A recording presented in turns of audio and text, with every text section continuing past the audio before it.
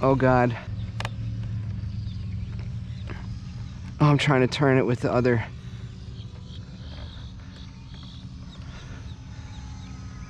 Oh God, this is terrible. I may crash, guys.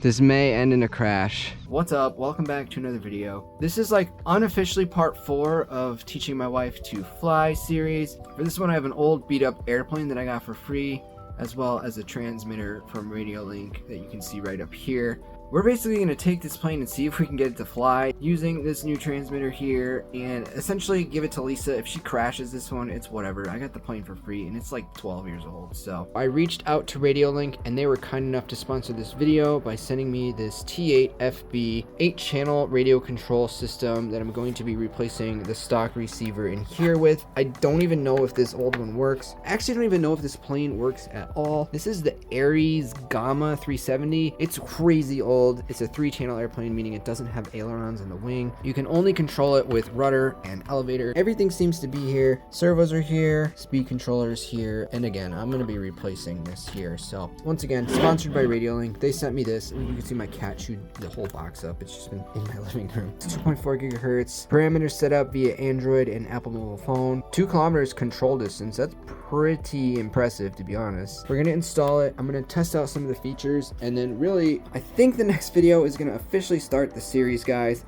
Lisa will be flying the past 3 planes that I have reviewed on my channel, but she's going to start with this one because if she crashes this one, I really don't care. So I also picked up these from the hobby shop. Basically, this right here is what's called a Tamiya connector. It's an old school connector. So I got an adapter here to Dean's because I don't have a battery for this. So hoping this thing will actually take a 2S battery. It's very possible that I plug in a battery and I totally fry this plane, and I don't know what I'm going to do at that point. If I cannot get that battery to work, if I cannot find one that fits, I got these XC60s here that I'll just have to solder on the wires here.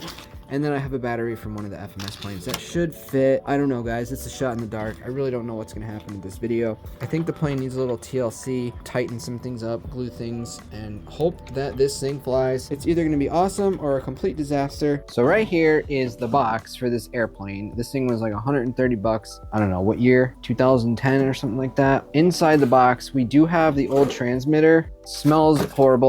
Here's the original battery. It looks like it's actually a LiPo. I'd be willing to say this thing is completely flat. So we're gonna test it just to find out. All right, so I got my little LiPo checker here. I guarantee this isn't even gonna show up. I plug it in. Oh, this thing survived all these years.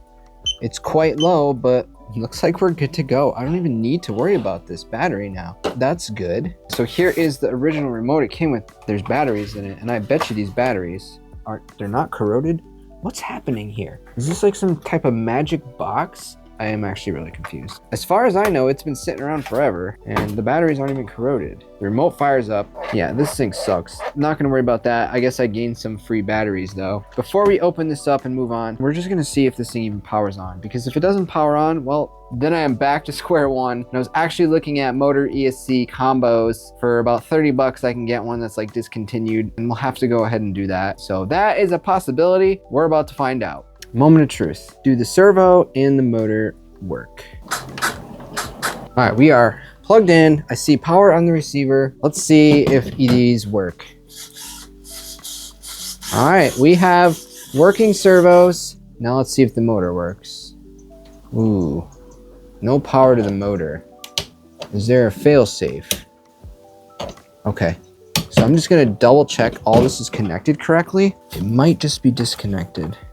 What's this button here do? Oh, okay, so this button is like a kill switch, I guess. Okay, well, that's a good sign. So I'm now going to kind of fix the glue on this and straighten out the servos, and we'll be ready for flight. I just got to figure out how to get this propeller to attach. But that's good, guys. The plane is working. I don't need to change anything. We could fly this thing. Let's move on to the next part. Popped off the nose cone, and it looks like it's just a loose screw. Guys, we're flying. We're flying this thing. That's cool.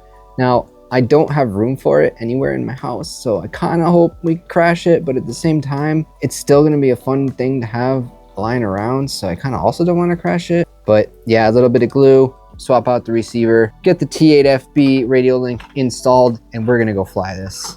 All right, I tightened this up here. I don't trust this though. I'm gonna re-glue this piece here because as you can see right here, this landing gear just fell right off. So we wanna make sure things aren't falling off mid-flight. I think that's very important. So I got my glue here, gonna get this all set up. All right guys, well, I have everything glued up nice and tight. Pretty much everything that was glued was it just fell apart. So the only thing I need is rubber bands because these are kind of old. And although I think they'll be okay because I did like a stress test on them, I don't want to risk it. I got the receiver out of the plane now. This might come in handy someday for something, but for now, we're just gonna put it aside and we're gonna use the radio link, TAFB. So here it is. It's pretty basic, guys. And this thing is only like 60 bucks, but it's very capable. And that's why I asked them to sponsor this video. I think it's cool to have some nice new gimbals on something like this instead of those old clicky ones on the factory remote. They also sent me 2 receivers, so we're probably going to use one in a future video for another plane. All we got to do is just mount this in the position of the old one with some Velcro. This is an 8-channel radio. It's not really marked. I'm kind of going to have to figure out what channel is what. Shouldn't be too big of a deal to figure that out though. But 8 channels is a lot. For 60 bucks, that's a lot. I tell you what, these gimbals feel really good too. Really good. It's nice and smooth here. Left and right feels nice. Overall, I think this is going to be a great transmitter for something simple like this and probably some more complicated projects as well. If you're interested in picking one of these up for your next project, there's a link in the description, guys. Consider supporting me and using that link if you decide to buy one. It takes 4 AA batteries, but it also looks like in the back you can potentially plug in a LiPo, so that way you have consistent power and you don't have to worry about always getting new batteries. But for now, I'm just going to use the AA's. Cool, we have power. Now again, guys, everything is gonna have to be controlled from the app. Let's just get it hooked up now, see if the channels work, and then we're gonna open the app and find out more about this controller. I'm all set to try to plug this in. We're gonna just bind it up quickly. To bind the transmitter, we're gonna turn this on, and then we have to get them close to each other. And then I think I have to hold this button, bind button, on the side of the receiver, push until the LED starts flashing quickly, release, bind process is ongoing. All right, so I think it's this button right here. And I think that's it. I think we are bound. Here's where we're at right now, guys. The issue I'm having is the propeller is always getting throttle. So even in its lowest position here, I'm still getting throttle. And I'll show you what happens when I push this button here. Ready? It's gonna turn on and it's just gonna keep spinning.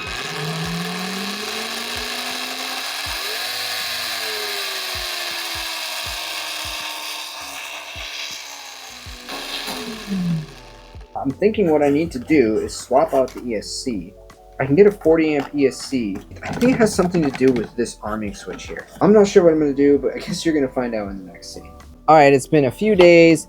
I've decided I'm gonna try and use a new ESC. We're definitely gonna be able to eliminate this button here. And I think that should fix the problem. If it doesn't fix the problem, then the next step is to go in and see if I can change something in here that will allow this to be at full 0. It could potentially be that, but we'll see. Either way, I don't really like this arming button, so to get rid of it is perfect. Let's plug it in and give it a shot. All right, so minor oversight, well, kind of a major oversight. This ESC is for a brushless motor. I don't know why I didn't think about that. I'm gonna have to get a motor and somehow mount it. That's just more than I want to do. This video is getting a little complicated. It's been over a week since the first part of this. I think I'm just going to use the stock transmitter and receiver. We're just going to see if the plane actually flies. I think we're going to have to get another airplane to use that remote with. Do me a favor and click the like button. That helps me out a lot for all the troubles in this video. I guess we'll see you in the next. I'm either going to be at the field or back at it, so I don't know. We are at the park. It is a beautiful day. There is no wind. I don't think that's ever happened at this park. We have the Aries here. I got the stock transmitter. I'm a little disappointed that whole thing happened with the remote, but I think we'll figure it out later. I just want to fly this plane, see if it's good, so we can get at least in the sky. I'm just going to make sure this wing is on straight before we go up. It's definitely off to the left a little bit. And I hope these rubber bands stay on, otherwise this is not going to be good. It's been a while since I've flown a 3-channel plane, so as you can see I only have rudder and I only have elevator. I cannot roll the plane, so it's going to take some getting used to. I did find a wing set that actually has ailerons on it, so we can install them if we choose. I will need a few parts for that first, but oh yeah, we have to hit the arm button first. That stupid arm button. Alright, I don't even know if this is going to roll on grass, so I hope it does.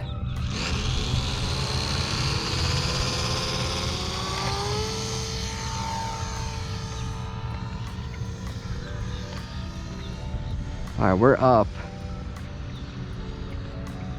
I need some trim on the front. Oh God. Okay, I'm not used to that. Oh, I'm trying to turn it with the other.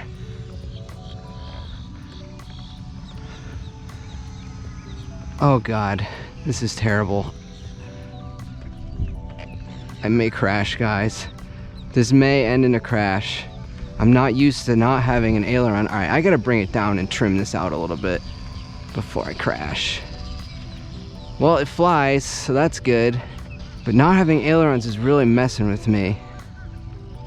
I can't bank the plane, and it's really, really getting... I gotta land this. Hopefully I can land this without crashing it. It flies okay. Turn. Oh, that was stressful. I think we're good. Oh, the landing gear broke off. Oh my God, that was wild. I hope the landing just popped off and didn't break so I could put it back in, but I'm pretty sure it just broke. Yeah, it just broke. So we're gonna have to try to belly land this thing. That was something. I'll tell you what, that was something. Will this stay in long enough just to get up? I don't think it will. I should have brought my glue. I think I need to switch the rudder to the right side because it's just really difficult flying it like that. I don't want that to happen again. So I'm gonna switch rudder to aileron position so that way every control is on the right side. So now my rudder's over here because I'm just so used to trying to turn the plane like this. We should be good now. The only issue I think I'm having now, I don't want to snap the prop trying to do a belly landing, but I don't think I have a choice because I don't have my glue. But we gotta try. If that was Lisa flying, she would have totaled the plane, 100%. 100%, that would have been a total disaster. I don't even know how I managed to pull that off, to be honest. I don't have wheels though, so we're just gonna have to do a hand launch. I'm gonna trim it out a little bit because it just wanted to climb. It's probably still gonna, but that's okay. Round 2. There we go, that's a lot better. Now I have control on one side. Flies more like a regular airplane. It's tail heavy though. This is not a good trainer for Lisa. I think we're not gonna hand the plane to Lisa for this one. I'm struggling to fly it.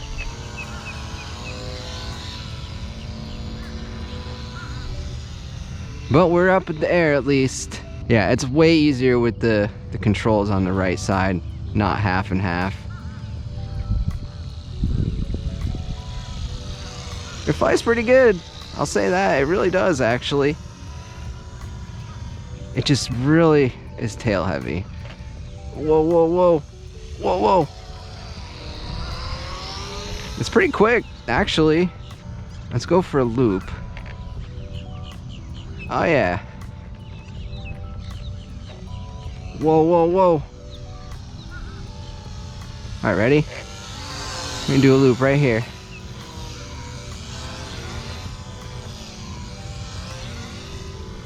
Probably a little too close to the ground for that, but we'll just keep doing it.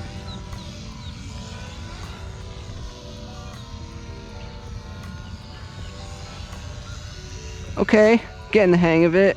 It's definitely all these planes are so different.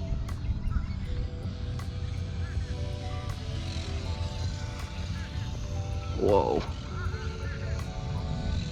Can I roll this thing? No, can't roll it.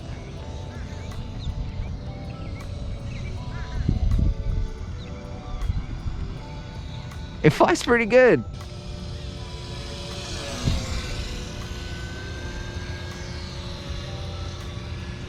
Alright, I'm not gonna push it too hard. This battery's small. We're gonna bring it down and pretty much just hope that I don't break the propeller.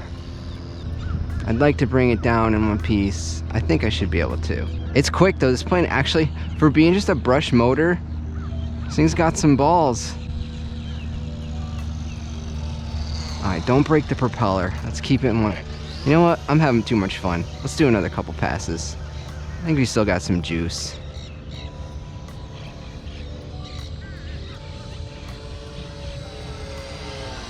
This thing is fast. I'm actually pretty impressed. No gyros on this either, guys.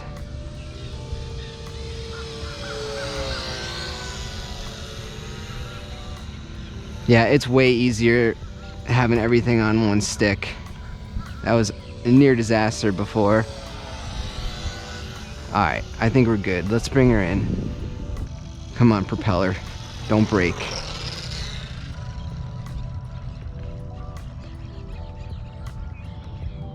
Yes!